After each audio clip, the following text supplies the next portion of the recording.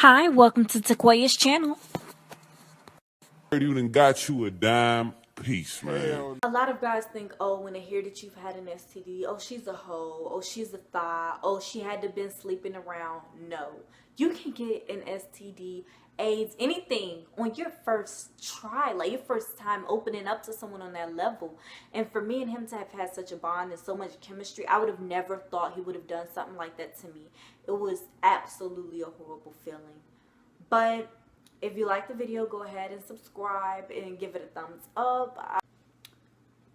Okay, so basically August came around and I'm a Leo. My birthday is in August. He started calling me saying that there was a lot going on at home and he basically just needed to get away and he wanted to permanently move in with me. Now, he stayed with his grandmother. They had family issues. So he was having seizures back to back because he had grand mal epilepsy. So the stress wasn't good for him. I told him he can move down and he came. Things was okay for a good 30 days. And finally, it's August 21st, and he planned me a surprise birthday party, which I thought was really sweet, but finding out later that it was all my best friend's idea, so he really didn't even think of the idea. Then when my birthday came around, he didn't have the money to pay for the party, and he's looking at me like I was going to pay for it. It was just not cute. I understand it's the thought that matters, but it was just really disrespectful for your birthday to roll around and your boyfriend plans on you basically paying for the whole thing. Then we started having sexual issues because once I start emotionally and mentally detached for someone, I'm no longer sexually attracted to them. And what caused me to start detaching from him was in September, I had took him shopping. And I spent about $2,000 getting him clothes. And I got him 2 pair of SB Dunks. And it was supposed to be an early Christmas gift because I knew once Christmas rolled around, I'd be spending time with my family. I wouldn't really be worried about getting him a gift. My family would come first. So he was appreciative about it. But then he started bringing up this little ass charm bracelet he got me. Now, he got me a $25 charm bracelet. You know, charms are the sweetest gift you can ever get a girl. Right along with flowers and edible arrangements. But none of the charms matched my life. There was a baby bottle, a poodle, and a ring, and none of those, he couldn't explain how any of those represented milestones in my life.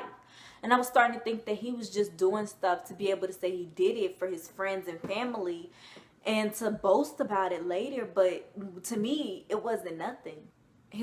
We get a call and they say his grandmother has 2 weeks left, maybe 1, and he didn't have any money. His cousins and him had plans on meeting up in Georgia and then driving to Florida. I paid for his trip there and back. It was $320-some. And I'm like, this is nothing because this is your grandmother. I know you want to see her. This would be heartbreaking if you didn't get the chance. So he gets down there. He starts acting funny. He's not really answering my calls. He's not really talking to me. And I'm worried as hell because he has epilepsy. So I'm so worried that he's going to get stressed, have a seizure. Anything can happen. And then his family was standing him up and leaving him stranded places. And he ended up having to call friends and stuff. It's like they wasn't there for him as much as he thought they would be there for him. He gets back and he's acting funny. All of a sudden, he's having like this extreme sex drive. And it's like he was trying to be overly nice. He was cooking for me all the time, rubbing my feet. And it just something didn't kick. Something didn't seem right. I bugged him. And then all of a sudden he's like, we need to go get tested for STDs and HIV because, you know, everyone should get tested once a year, blah, blah, blah. And I'm like, he is on a whole nother level of bullshit. Does he not know that I will stab him in his throat while he's sleeping? He just asked me to get an STD check, and he's the only dude I've had sex with. Now, mind you, I get checked every 6 months. Before he came, I got checked. I guess that was just my insights, not really trusting him.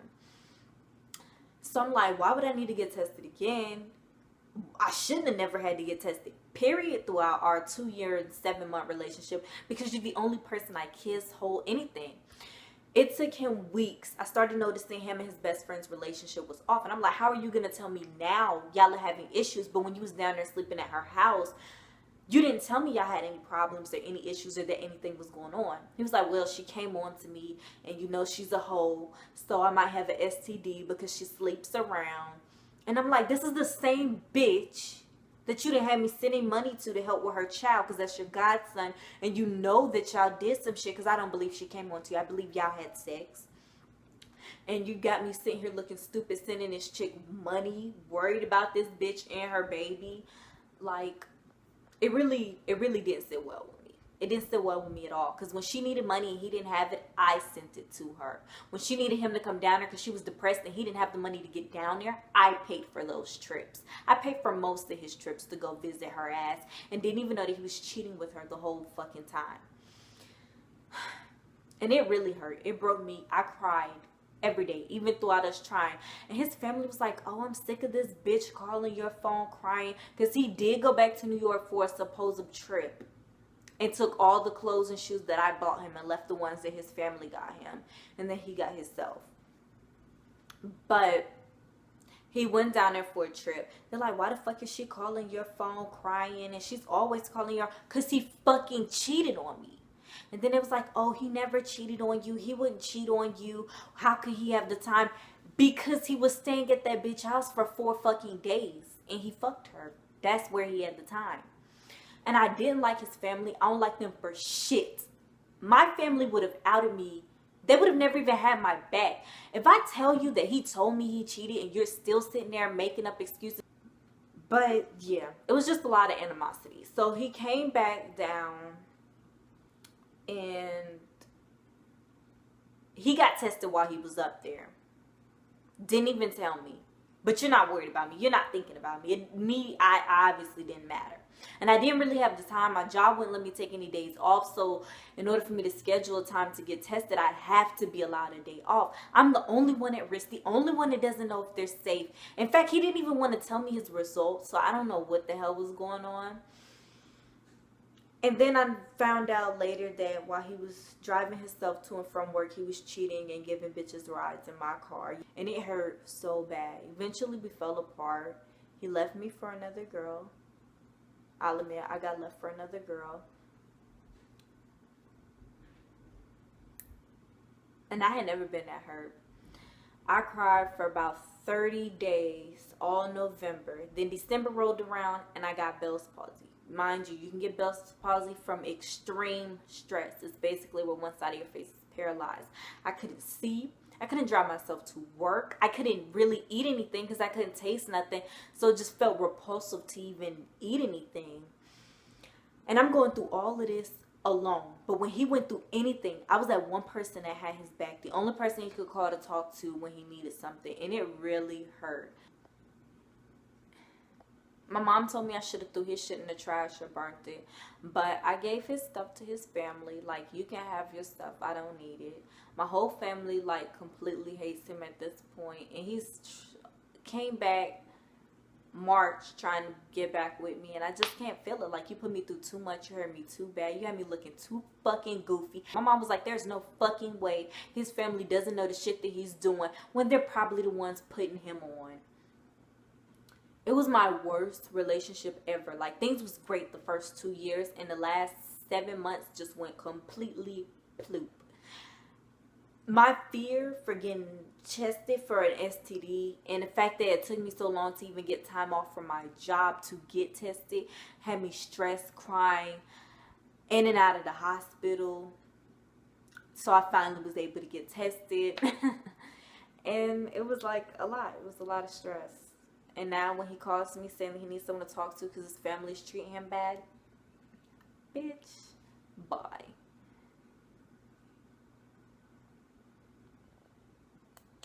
Me and him are currently on speaking terms.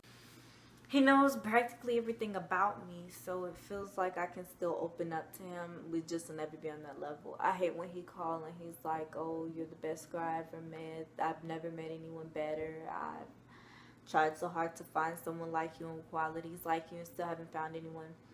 I can never date him again. He was like, I was already so established. My own apartment, my own car, full-time student, full-time working. And it made him feel like less of a man.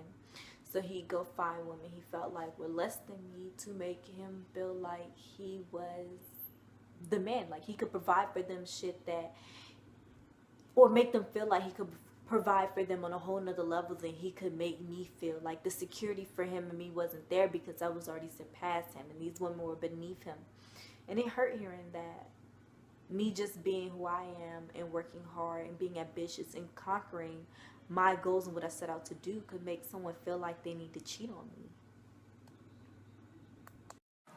If you liked the video, hit the like button. If you feel like I sparked your interest, go ahead and subscribe.